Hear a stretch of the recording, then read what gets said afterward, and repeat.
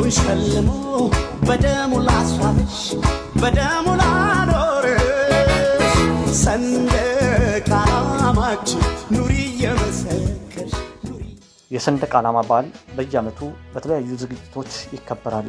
በዓሉ በሀገራዊ ጉዳዮች በሁሉም ዘርፍ የተመዘገቡ ስኬቶችንና ያጋጠሙ ተግዳሮቶች በመዳሰስ የሚከበር ሲሆን በ2017 ዓመተ ምህረት 17ኛው የሰንደቅ ዓላማ ቀን በነበረ የበዓል አከባበርም የክልሉ ከፍተኛ አመራሮች፣ የጸጥታ አካላት፣ የተለያዩ የህብረተሰብ ክፍሎች በተገኙበት በድምቀት መከበሩ የሚታወስ ነው።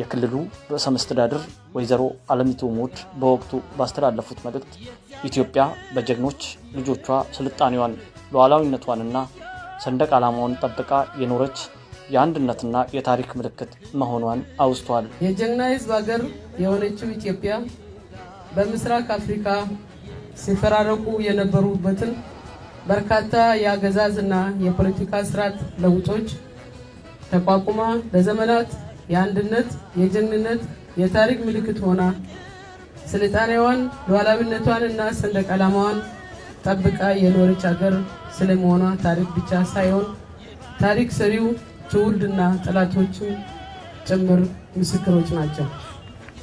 እኛ ኢትዮጵያውያን በብዙሃነታችን ውስጥ ያለው በደም የተሳሰረ አንድነትና ወንድማማችነት ያጸና የሉዓላዊነታችን መግለጫ የሆነውና ሀገራችን በአፍሪካ የጥቁር ህዝቦች ነፃነት ታሪክ በጀግና ህዝቦቿ መስዋዕትነት በቅኝ ግዛት ያልተገዛች ብቸኛዋ የነፃነት ተምሳሌት በመሆኗ ምክንያት በርካታ ሀገራት የብሔራዊ ሰንደቅ ዓላማችንን ቀለሞች በመምረጥ ለብሔራዊ ሰንደቅ ዓላማው እንደሚጠቀሙበት ይታወቃል።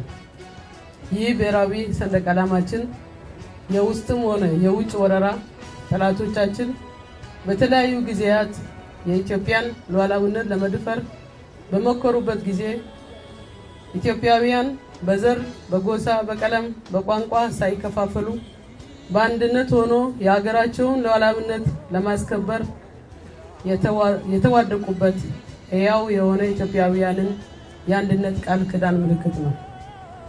ከዚህ አኳያ የብሔራዊ ሰንደቅ ዓላማችን በየዓመቱ መከበር በርካታ ፈታኝ ውጣ ውረዶችን ተቋቁሞ አሁን ባለንበት ደረጃ ላይ የደረሰውን እንደ አለት የጠነከረ ኢትዮጵያዊ አንድነታችንና ወንድማማችነት ወደ ላቀ ደረጃ ያደረሰ እና ኢትዮጵያውያን ለሀገራቸው ሉዓላዊነት እስከ ሕይወት መስዋዕትነት ቁርጠኛ ሆኖ ጠላትን ፊት ለፊት በመግጠም በጠላት ላይ እየተራመዱ ከፍ ባደረጉት መጠን ኢትዮጵያ መቼም በማንም እንደማትሸነፍ ለማረጋገጥ ያስቻለ የኢትዮጵያውያን መለያ አርማ ሆና ቀጥላለች።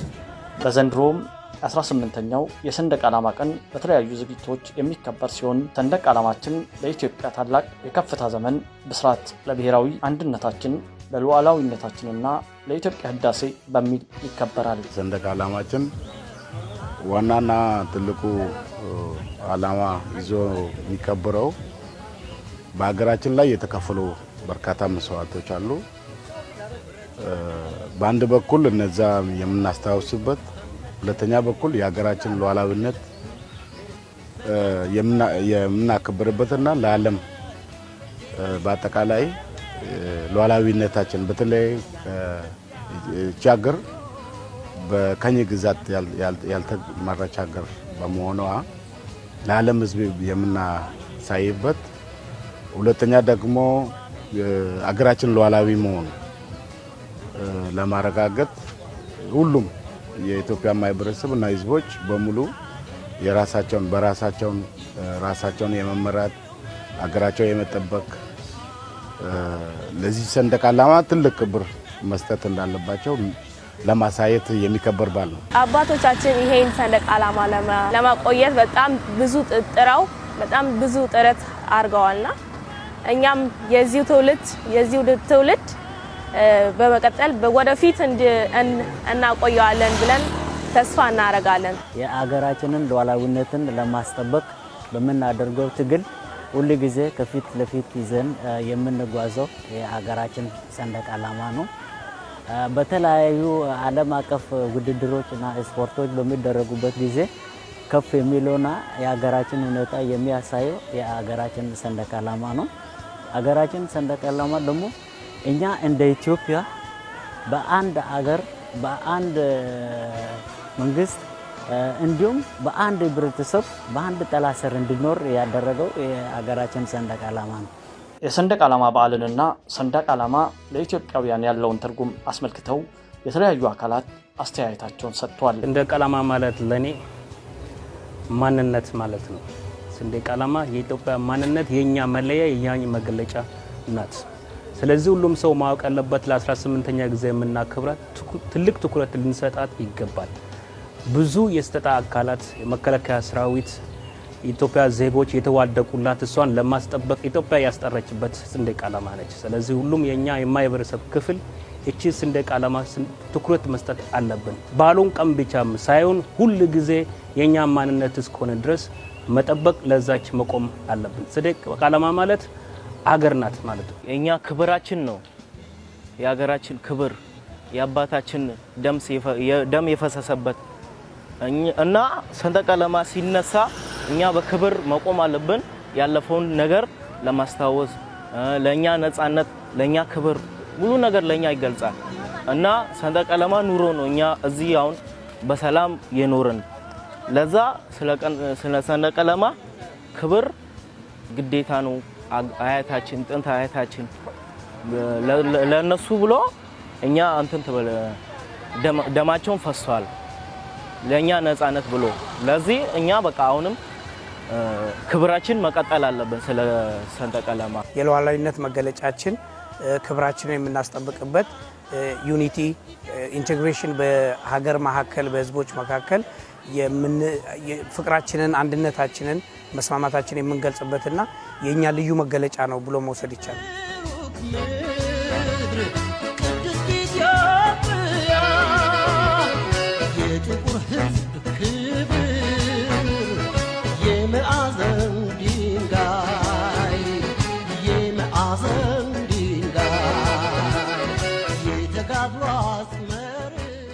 እንደሚታወቀው ኢትዮጵያ ከ80 በላይ የብሔር ብሔረሰቦች ያላት አገር ናት።